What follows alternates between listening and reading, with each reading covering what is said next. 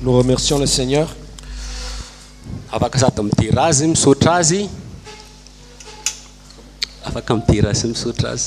Merci. Nous remercions le Seigneur parce que nous pouvons lui adorer, le remercier. Donc nous disons le bonjour, nous vous saluons aujourd'hui.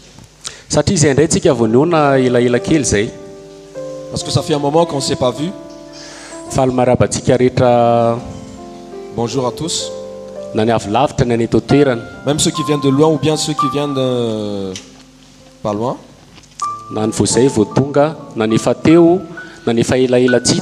Même ceux qui sont là pour la première fois, même ceux qui sont déjà là, même ceux qui sont déjà qui n'étaient pas là depuis longtemps.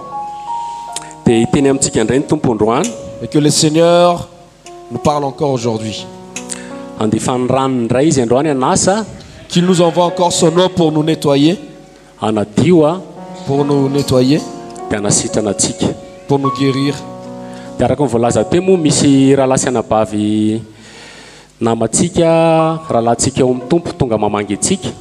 Et comme c'est dit tout à l'heure, il y a des frères et sœurs qui viennent nous visiter. Nous vous disons bonjour, nous vous saluons. Et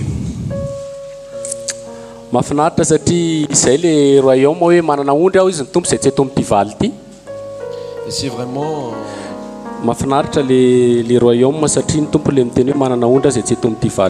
c'est vraiment glorieux parce que le Seigneur a dit j'ai d'autres brebis qui n'est pas de cette bergerie. Mais il va les rassembler, il n'y aura qu'un seul troupeau. Un seul berger. Nous remercions le Seigneur pour cela. Je vais juste partager un petit truc qui est venu dans ma pensée quand on a adoré tout à l'heure.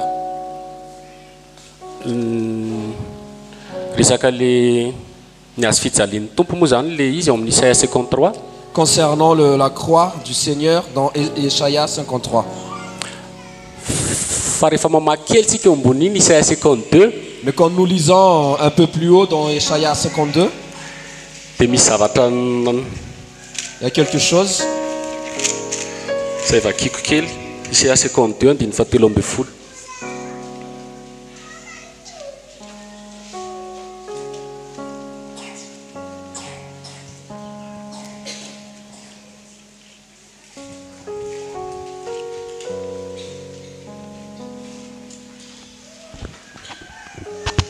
Ésaïe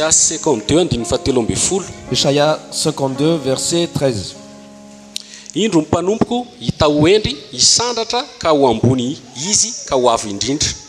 Voici, mon serviteur prospérera, il sera haut placé, élevé et exalté à l'extrême. Il a dit, voici le Seigneur dit, voici, il va l'élever au plus élevé. Mais quand on regarde la suite, c'est le contraire de ce qui est dit là. Là il dit, de même que beaucoup ont été stupéfiés à son sujet, tant son apparence d'homme a été défigurée. Tant son apparence d'homme a été défigurée, sa forme des fils d'humains, de même. Et ça continue dans Ésaïe 53 et nous connaissons la suite. De plus en plus il a souffert, de plus en plus il a enduré. Ce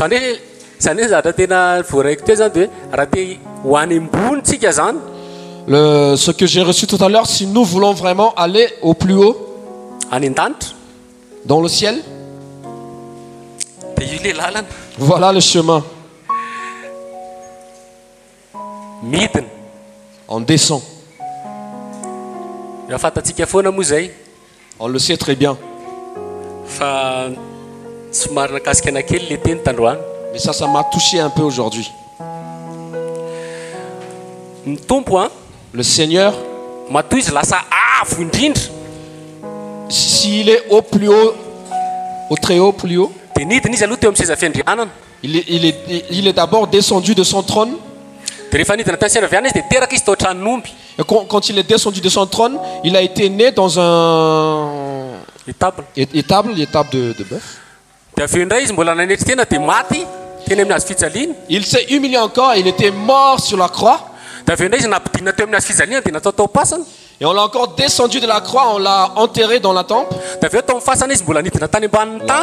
Et dans la tombe, il est encore descendu sous terre. Donc il est descendu. C'est après qu'il est remonté. Le chemin d'un chrétien, c'est l'humilité. Souvent nous disons que nous avons besoin des fruits. Mais nous savons comment on peut avoir ces fruits. Tout le travail qui porte du fruit, comme par exemple on cultive, on plante, il faut creuser. Est-ce que c'est en haut ou c'est en bas qu'on doit creuser? Et quand on creuse, on sème. C'est toujours en haut ou en bas? Quand on arrose en bas ou en haut? En bas. Et quand on met les engrais, est-ce que les engrais sont bons ou pas? Les engrais d'avant, ce sont des fumiers. C'est mauvais.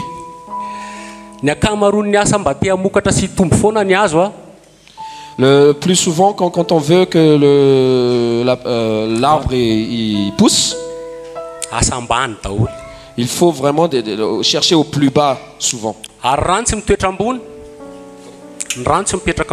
L'eau ne reste pas en haut, mais elle descend. Plus on monte, si je suis là, si je tombe, je n'aurai pas beaucoup mal. Si je suis là, je n'aurai pas beaucoup mal.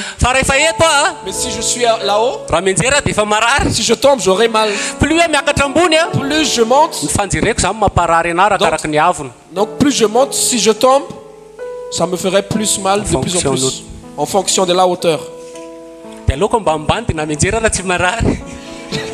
Je préfère en bas, mais maintenant, donc si je tombe, même si je tombe, je n'aurai pas mal.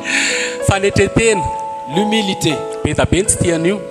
Beaucoup n'aiment pas l'humilité parce que ça fait mal. Ça fait honte. C'est ça le petit partage que je voulais donner, mais il y a ses frères et sœurs.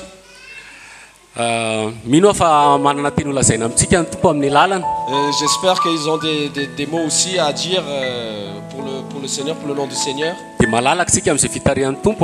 Donc nous sommes libres dans la conduite du Seigneur.